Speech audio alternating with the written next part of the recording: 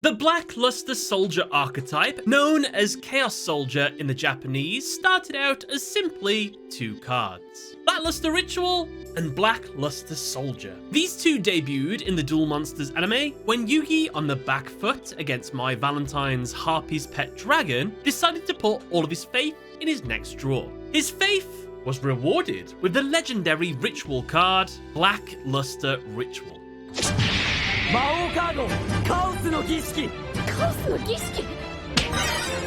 With it, like all ritual spells, this card can ritual summon a monster by tributing cards from his hand or field equal to or more than the level of the monster being summoned. The price to pay in this case was 8 stars. And so, Yugi tributed his 1-star Kuribo and 7-star Gaia the Fierce Knight in order to ritual summon Black-Luster Soldier.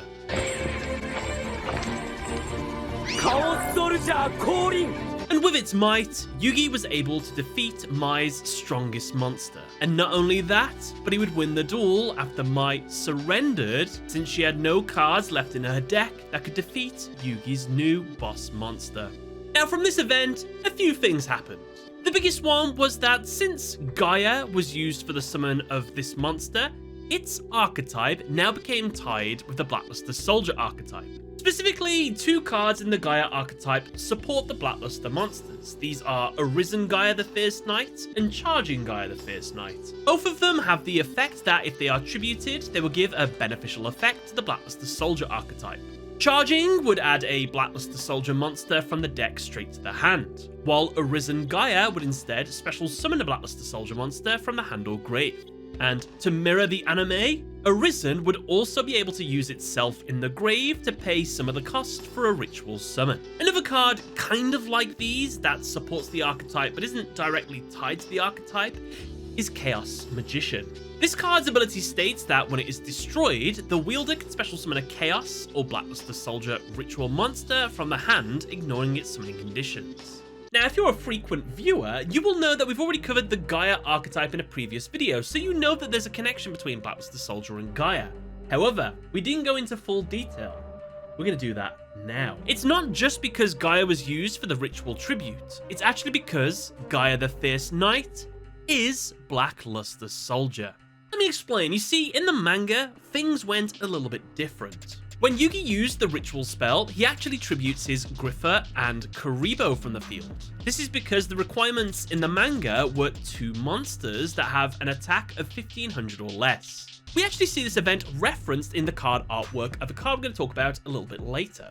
However, in the moment, Yugi states that one of these souls will be offered to the light, while the other will be offered to the dark. By doing so, the Gate of Chaos is created.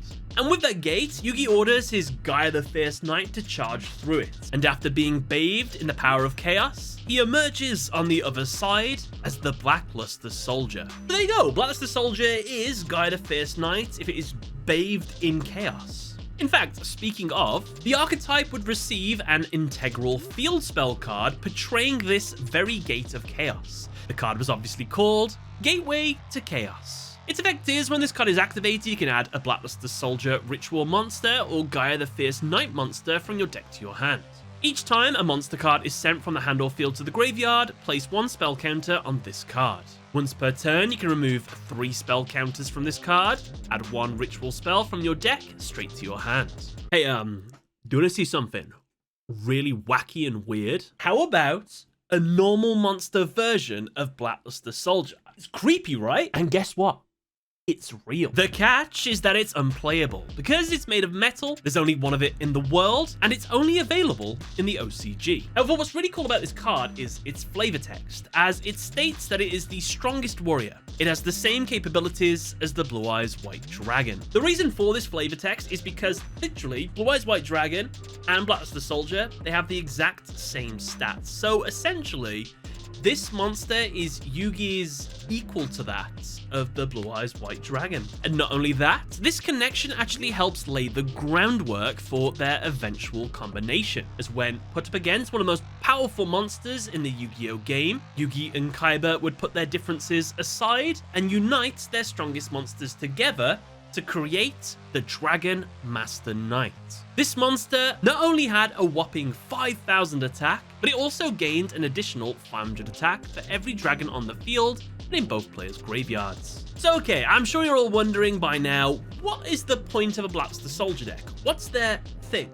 Well, a BLS deck is all about getting the ritual spells and ritual monsters into your possession as fast as you can, so you can summon them out to the field and just start wailing on your opponent with your wide variety of boss monsters. Which, keep in mind, all share the exact same stat lineup, which is a reference to their original form, Blackluster Soldier. However, that's not all.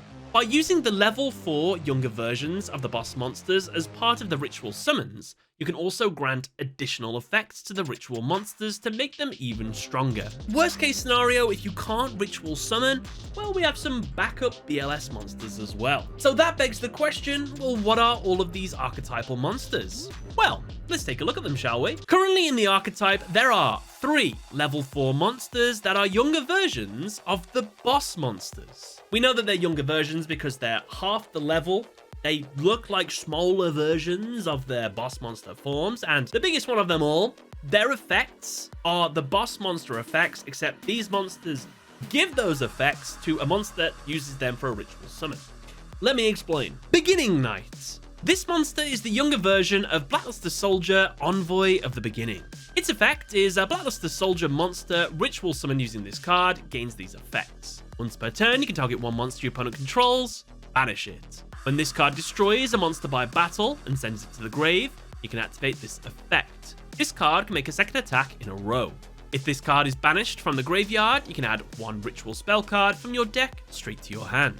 Did you catch that last little effect as well? Not only is this monster granting the abilities of its true form to other monsters, but if the true form of this monster banishes it for its summon, you get to make another one of these monsters because it just gets the ritual spell straight to your hand. Kind of cool. In fact, speaking of its older form, Blackluster Soldier, Envoy of the Beginning. This monster cannot be normal summoned or set. It must first be special summoned from your hand by banishing one light and one dark monster from your grave. Once per turn, you can activate one of these effects. Target one monster on the field, banish it. This card cannot attack the turn this effect is activated. If this attacking card destroys an opponent's monster by battle, it can make a second attack in a row. It's worth taking a second to look at Envoy, because this is one of the only Blackluster Soldier monsters, apart from the original, that actually made an appearance in the anime. It appeared in the Yugioh GX episode where Jaden plays against Dimitri. Dimitri is using a more modern version of Yugi's deck that he stole. When he summons out Envoy of the Beginning, it is said to be a legendary card with power alongside that of its counterpart, Chaos Emperor Dragon, Envoy of the End, a card which we saw Kaiba use in his duel against Siegfried. This probably should be obvious by now, since the fact that Blackluster Soldier in the Japanese is known as Chaos Soldier, but this archetype is a sub-archetype within the Chaos archetype. What are the Chaos archetype? It's all the monsters that have chaos in their name and require a light and dark monster most of the time to be banished in order for their summon.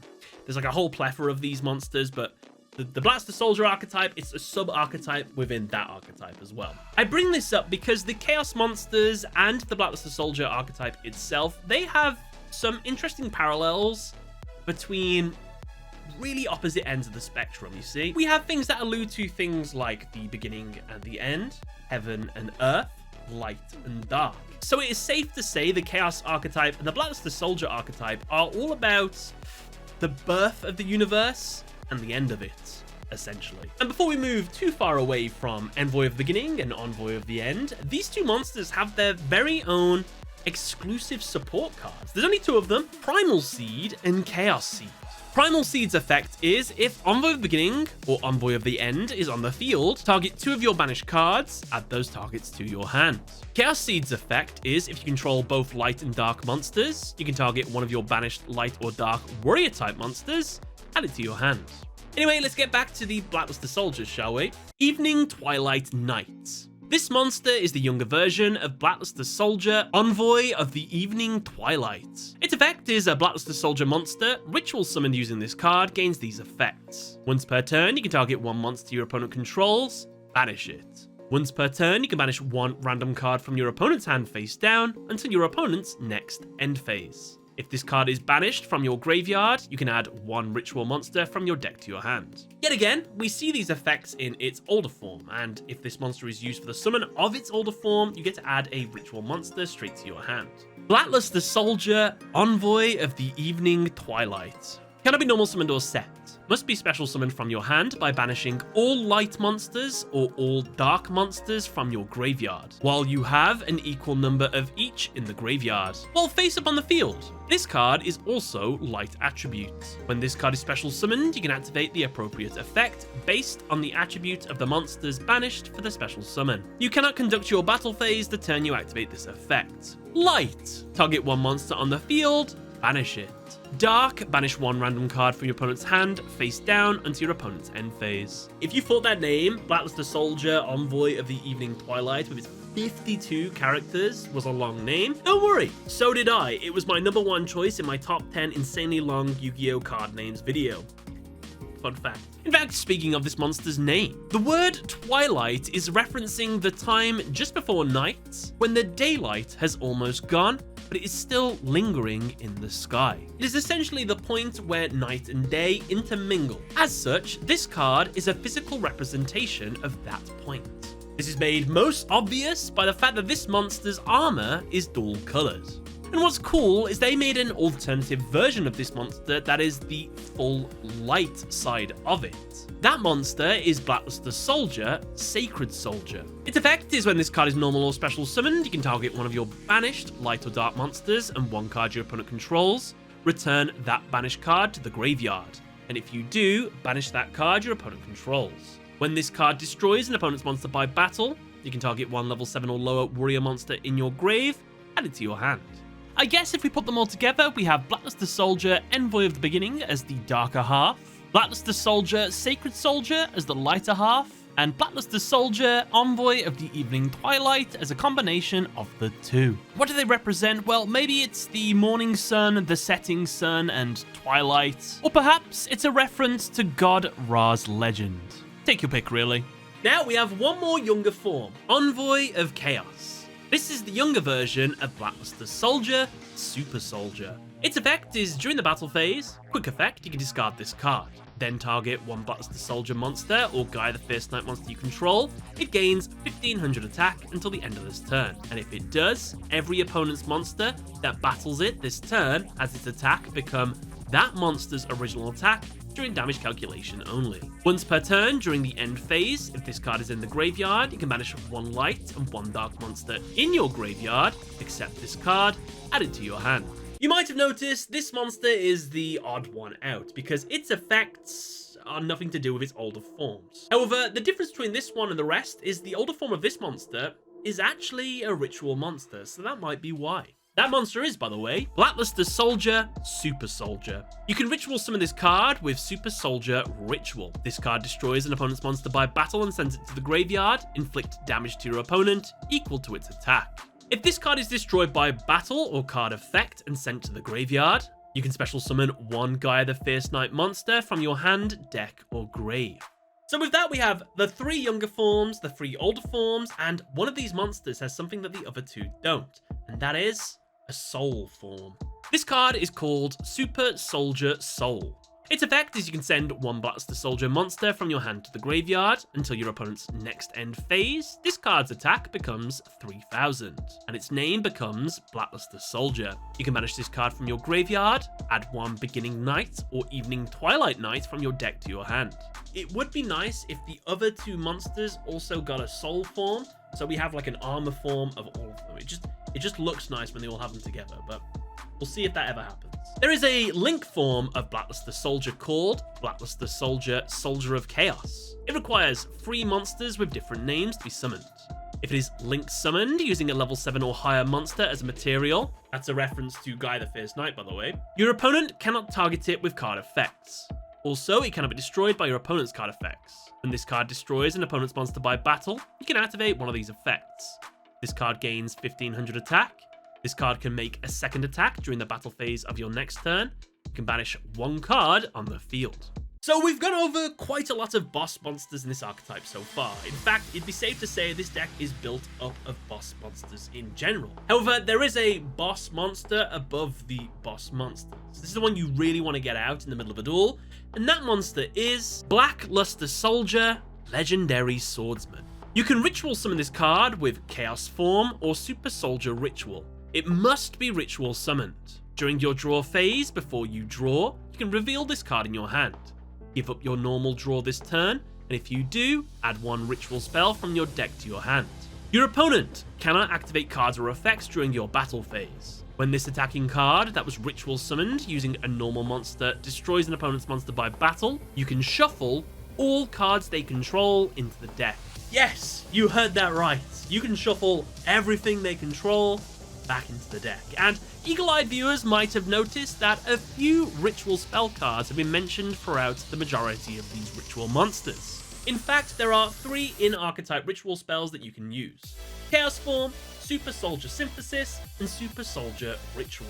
Chaos Form has the ability that it can be used to ritual summon any Chaos or Blackluster Soldier ritual monster. You must also tribute monsters from your hand or field, and or banish Blue Eyes White Dragon or Dark Magician monsters from your graveyard, whose total levels equal the level of the Chaos or Blackluster Soldier ritual monster you ritual summon. Super Soldier Ritual. This card can be used to ritual summon any Blackluster Soldier ritual monster. You must also tribute monsters from your hand or field, whose total levels exactly equal 8. During your main phase, except the turn this card was sent to the graveyard, you can banish this card, 1 light monster and 1 dark monster from your graveyard, special summon 1 Blackluster Soldier ritual monster from your hand, ignoring its summoning conditions. Super Soldier Synthesis. This card can be used to ritual summon any Blackluster Soldier ritual monster from your hand or graveyard. From your hand or graveyard. This is the unique thing about this monster. You can ritual summon a monster from your grave. That's pretty awesome. You must also send 1 light and 1 dark monster, 1 from your hand and 1 from your deck, to the graveyard, whose total levels equal 8. So yeah, not only do you get to ritual summon from the graveyard, you can also use your deck to get the materials as well. That's pretty awesome. And what else is kind of cool is this card's artwork shows a different point of view to another Blackluster Soldier card. Beginning of Heaven and Earth. Its effect is to reveal 3 warrior-type monsters from your deck, including at least 1 Blackluster Soldier monster or Gaia the Fierce Knight monster. Then have your opponent randomly pick 1. If they picked a Blackluster Soldier monster or Gaia the Fierce Knight monster, add it to your hand. Then send the rest to the graveyard, otherwise send them all. Last, but certainly not least, we have 2 final support cards that we haven't mentioned today. Super Soldier Shield, a counter trap that has the ability that when a spell or trap or monster effect is activated that targets a monster on the field, while you control a Blackluster Soldier monster, negate the activation. If you do, destroy that card. Also, if this card is in your graveyard, you can remove 1 spell counter from your side of the field, set this card, but banish it when it leaves the field.